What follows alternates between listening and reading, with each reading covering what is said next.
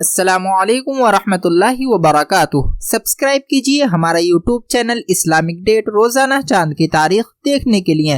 محترم سامعین اکرام، آپ تمام حضرات کو معلوم ہی ہے کہ ربیع الاول کا چاند 7 اکتوبر کو نظر آ گیا ہے اور آج جمعے کے دن 8 اکتوبر کو ربیع الاول کی 1 تاریخ ہے۔ اب آپ سب لوگ یہ سوچ رہے ہوں گے کہ ربیع الاول یعنی 12 ربیع الاول کب ہے، تو میں آپ کو بتاتا چلوں کہ 12 ربیع الاول کا اعلان ہو گیا ہے اور 12 ربیع الاول 19 اکتوبر کو انشاءاللہ تعالی ہوگا۔